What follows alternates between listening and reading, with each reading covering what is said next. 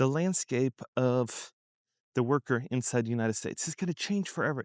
In this video, we're kind of going to go over all of that. And I got two guest appearances. I got one person that's kind of questioning why they're doing this, and I got another person talking about the visa and what's going on with visas. And so, a little bit of background what's going on? In the last 24 hours, basically, the new administration came out and said, we are going to charge people $100,000 to keep working inside the United States. And so either the employee or the employer pays that.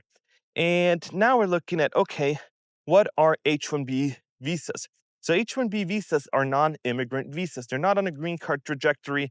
They're not going to be a citizen coming up here. They're allowed to work inside the United States under circumstances that the government sets. And what do I know about visas? So when I moved from Switzerland to France and then to the United States, I was on a visa. So I was on a student visa. And after a few years, I've met Ali. And my plan was always to kind of go from Switzerland, France, United States, and then Australia. But then I met Ali and I was like, I got to do whatever it takes to stay with her. And we couldn't move back to Switzerland, what I would have been okay at the time. And she was like, nah, I'd rather stay here. I got a good career going. And I was like, okay, let's stay. And then I really, really fell in love with the United States. And this is how I kind of stayed. And I didn't go to Australia and to meet with my uncle and kind of do something in Australia. So what happened is that if you're on a visa, you have to abide by strict rules. And if you are on a visa, on a non-immigrant visa, you have less rights than your average American does.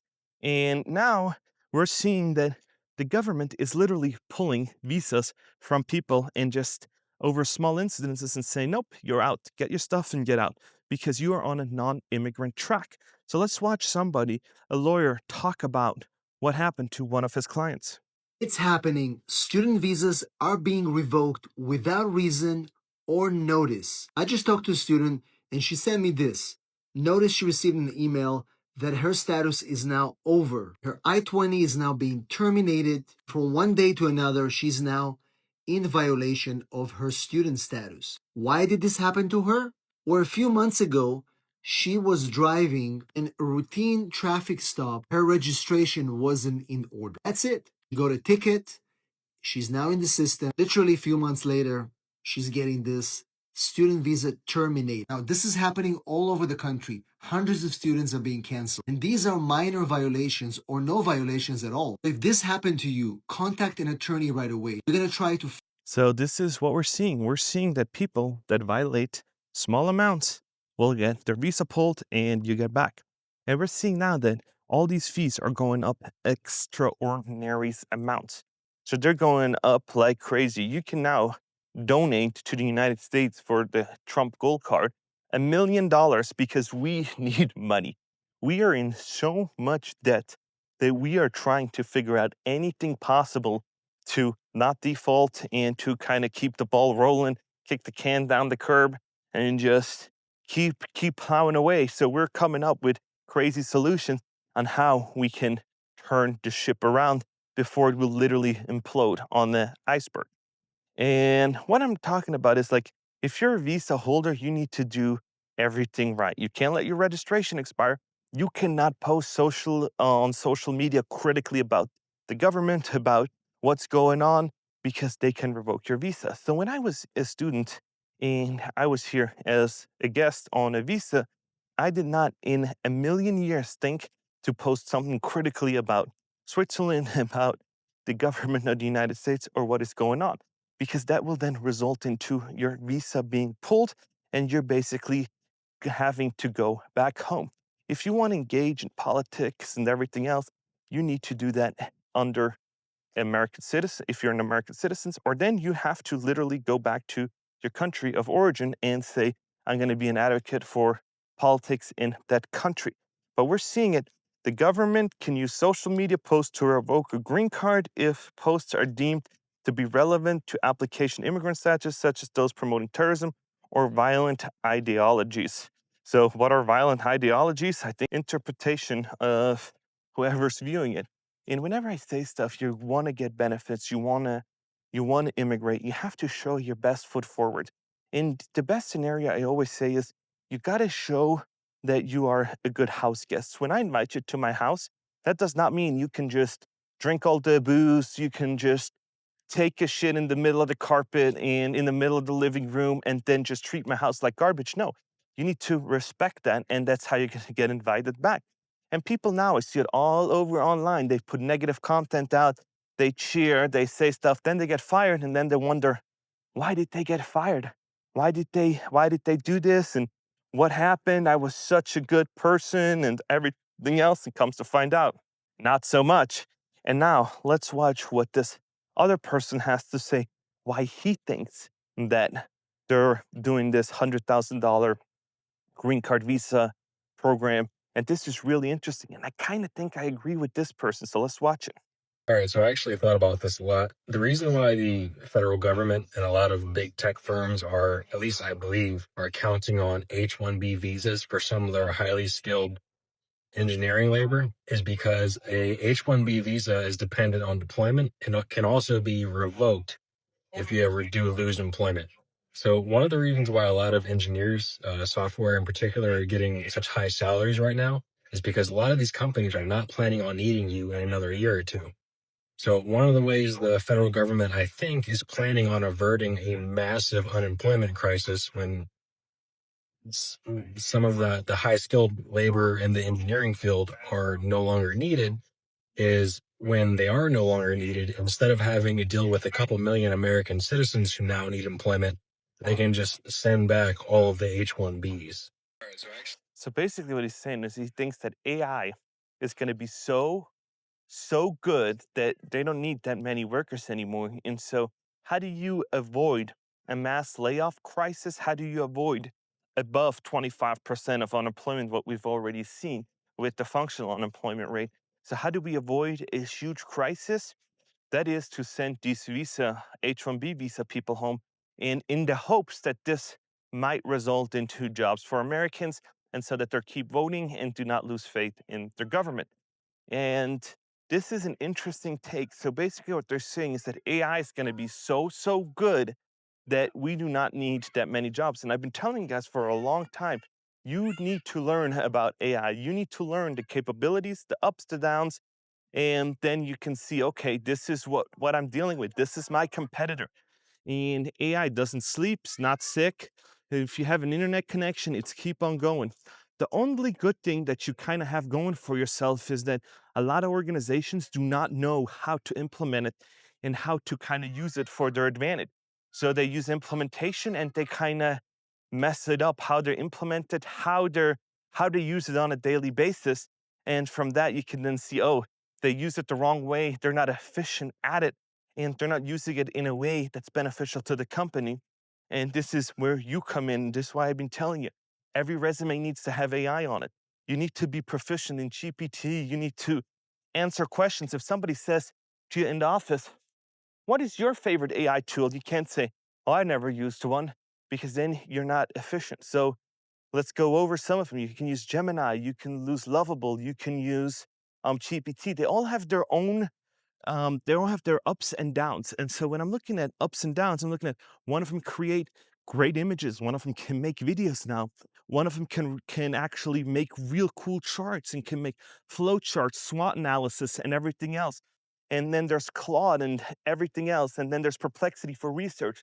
And so you need to know what people are talking about when they say, what's your favorite tool and why are you using it? And if you can answer these questions, you're already ahead of most people, because most people aren't that efficient. They don't really care. They rather watch what celebrities are doing and some other stuff, rather than taking 5 to 10 minutes every day, trying to educate yourself a little bit, try it out. And if you are employed, spend the $20, spend the $20 a month for the 18, whatever it is. I think you can even get it now for like $9 if you sign up for 3 months with Google and Gemini, and you can try it out, see what it does. Summarize email, do this, do that, and see, oh, these are my downfalls. This is where I could really implement this with my company. And this might be really smart for me to propose to leaders and something else. Because if you're not going to do it, then you look over on your desk and you see Jimmy over there smiling, looking at something, typing in his keyboard, he's most likely going to do something like it. It is the corporate Hunger Games. And so in order to stay relevant, you have to use it. And we're seeing that governments are now saying like, hey, we're open to AI projects. We're doing all this kind of stuff. So you gotta be able to do AI. If the government and departments of governments are starting to ask for AI projects, you know that it is coming. And yeah, it's might in its infant stages, but man, rapidization, more money invested, everything else is gonna get them there faster. So yeah, this is what we're talking about with AI. This is what we're talking about with layoffs. This is what we're talking about with visas. You gotta stay relevant. And yeah, for some people that make a few $100,000, paying $100,000 in visa fees isn't really gonna matter.